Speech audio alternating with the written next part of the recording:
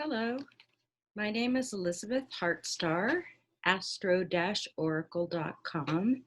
Today, I'd like to talk about today. It's August 22nd, 2020, and the 22nd, the 22 is a master number, but this is also a special day because it was known as the National Angel Day, so it's a time to be kind, to do charity, to think about someone that's in need and reach out to them. So I hope you'll all be angels for a day or maybe a year, or maybe we're all angels, so let's be angels on this day and many others. But also, astrologically, it's a very exciting day because the sun is leaving the sign of Leo. It's going into the sign of Virgo. I've made an Astro-Oracle deck, and I have the cards for the signs. So from Leo, the sign of the sun, the fire. There's a lot of fire going on. We'll talk about that later. Leo, the heart. And today, the sun is aligned to the brightest star in the constellation. That's picture the constellation Leo, with the biggest star there, the heart of the lion, Regulus, a royal star. There are 4 gatekeeper stars. It's like they are holding the 4 directions. Many see them as different archangels too, that are protecting our solar system. So the sun, and it's going from the fire sign of Leo, fixed fire, to the earth sign Virgo. And that's a picture. It's one of the largest, or maybe it is the largest constellation in our sky, representing the Virgin goddess Virgo. And as you can see on my card, Astro-Oracle card, I put Mercury and Chiron, both, because the traditional ruler or planet that governs, that most expresses the sign, has been Mercury.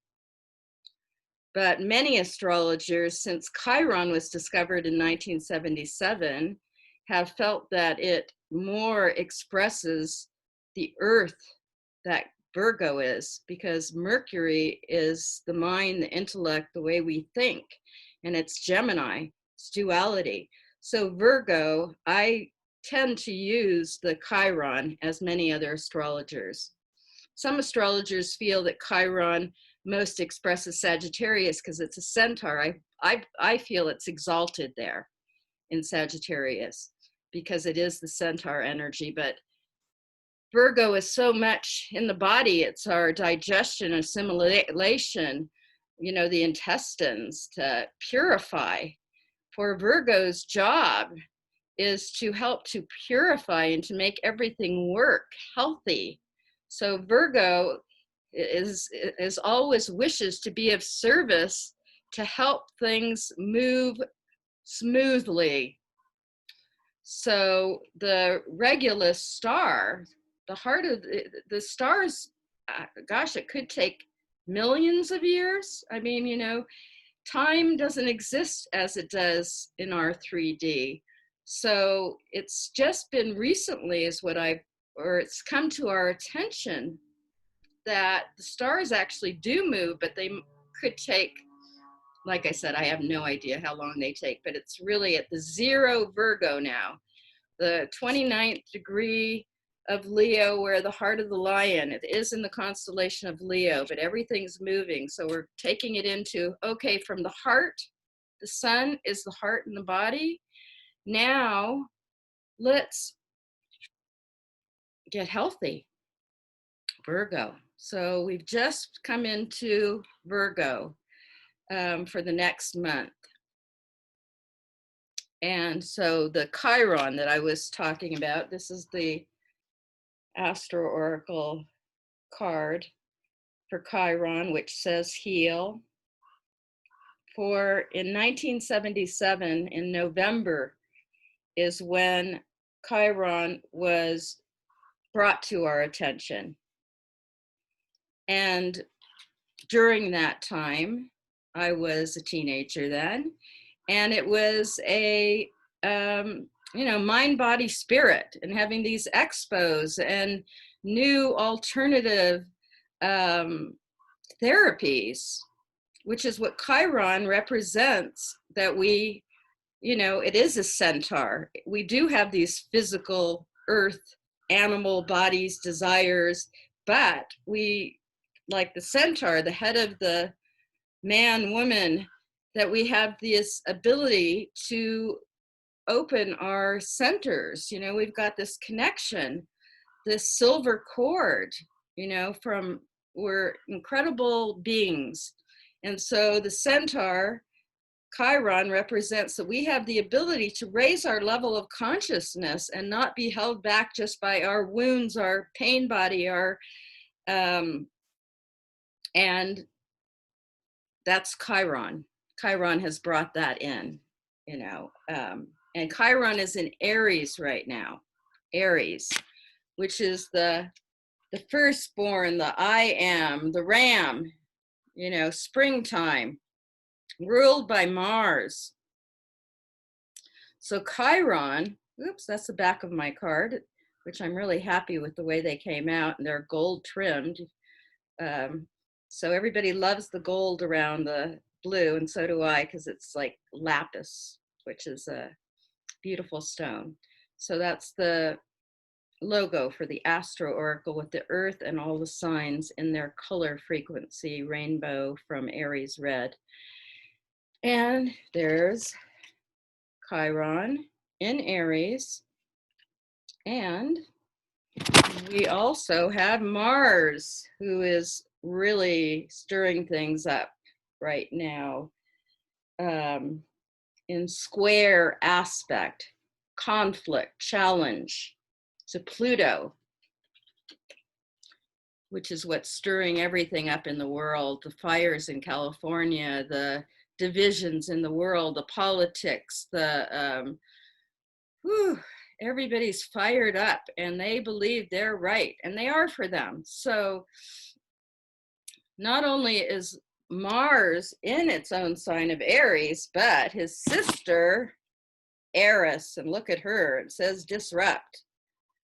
So that's why it's a very volatile time. So let's do our best to be kind and to think before we speak, and consider the other during this really volatile time.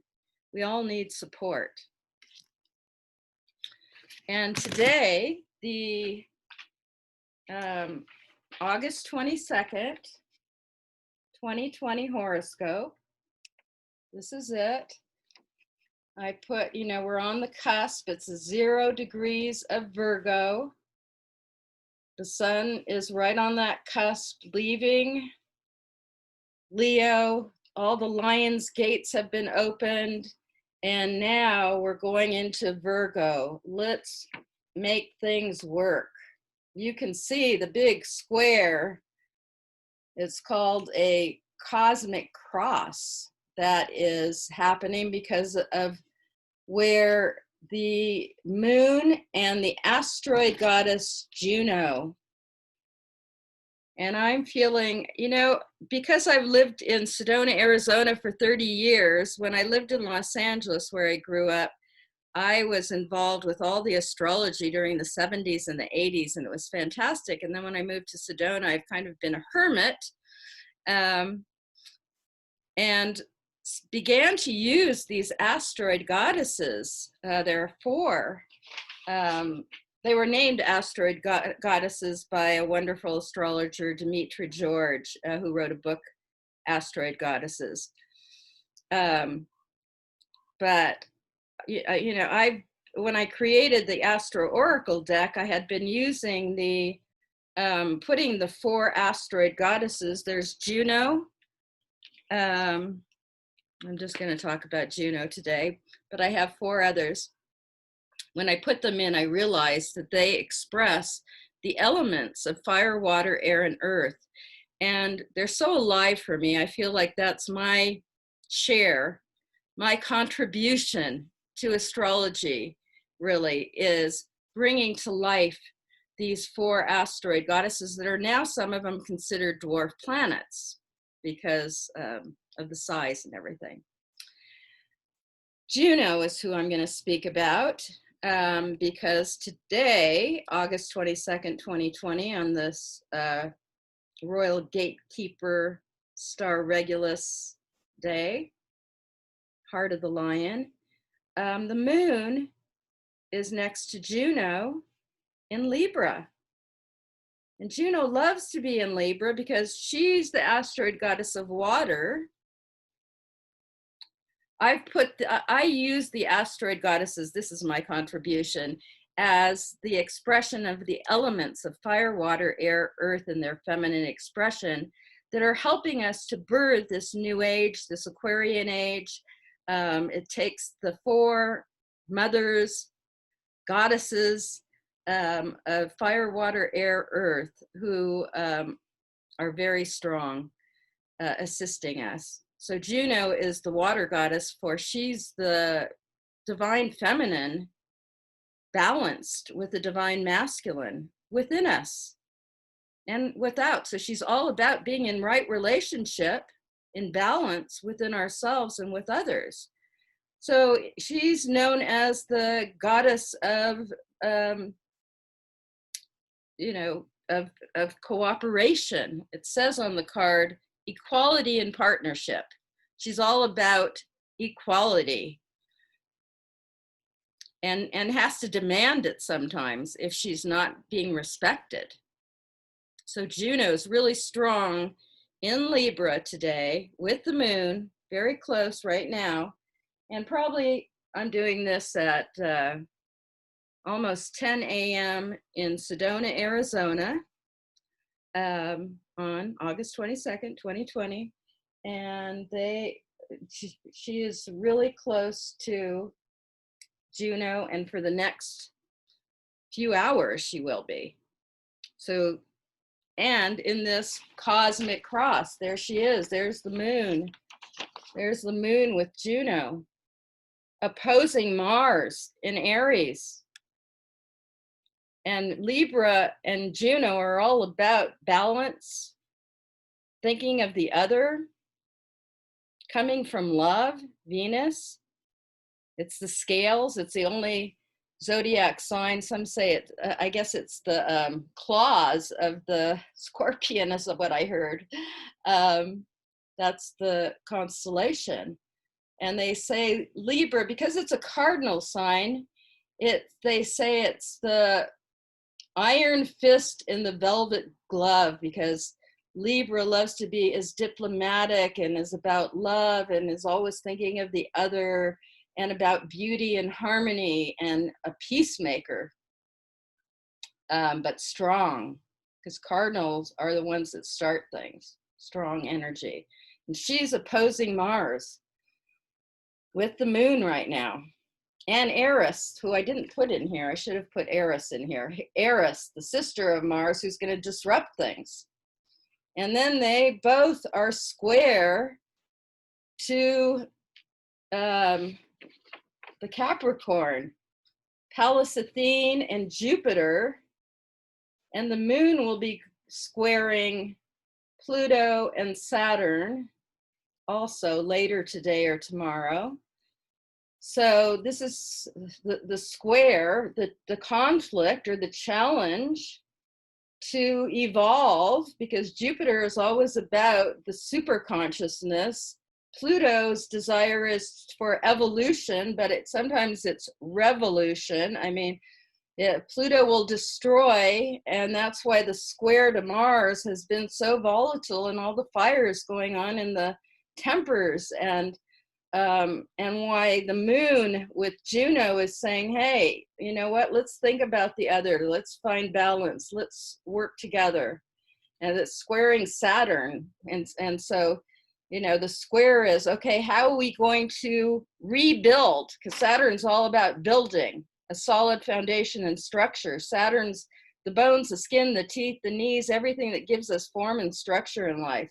So this huge challenge. And then the other square Actually, the Pallas Athene, the asteroid goddess of air, who's the wise woman, is exactly opposite Venus, who's still aligned to the star Sirius. I give it like 14 degrees, is still within aspect to the star Sirius. So Venus in the sign of Cancer is, you know, the opposition, this awareness. Okay, you know, there's a lot about balancing. So the cosmic cross can make you feel like you're on a cross, but the ultimate expression is to know that these are your 4 pyramid foundations, and they're being asked to come together. You can see the red lines are the oppositions. There's a lot of oppositions. The green lines are inconjuncts or quincunx in astrology, which are tense, frustrating energies that ask for realignment and adjustment. So there's a lot of challenge, realignment. I didn't put in the supportive. There's a lot of support from spirit. Uranus is making a trine to the, and here's the sun at that 0 degrees Virgo that I was talking about, that the heart of the lion is really going into that 0 Virgo for the next month. And so it's a powerful, but also when I look at the cross, it's like just, it says, you know, look at those energies, look at all the information, especially for the next over a year while the lunar nodes, the North Node is in Gemini. This is where we're being asked to listen to the other, lots of information coming from every direction, and then consider what your truth is. What do you want to create? I think that's the most important. I'm doing my best. I have a lot of Libra, so it's my way to, you know, look at all the different sides and I go to my heart and what feels good, and I want to create this new Aquarian age, which all these structures, this is meant to be happening, all these retrogrades right now. I mean, this is, you know, the good news is we can rebuild a Aquarian, a new age where humanity has everything they need. We live in a time that no one should go without. So I'll talk more about the full moon, which is coming up September 1st or the 2nd, depending on where you live. And that will be in Virgo. So thank you for listening. Elizabeth HeartStar, if I can be of service, readings, or in any way, my website, or if you're interested in, I'm going to put a course together for my Astro-Oracle deck, and I focus on the goddesses and Eris, the dwarf planet, the disruptive sister of Mars, and Sedna, who is right here. They were discovered in 2003 and 4, around that time. And these are the dwarf planets. The divine feminine emerging, this is the symbol that came to me for Sedna. And it says emerge. And then here's Eris, like Mars, but the air is going into the earth because she's going to be heard and seen no matter what. So they're very active, the goddesses, in this decade, 2020. I look forward to sharing more with you. Thank you for listening. Bye.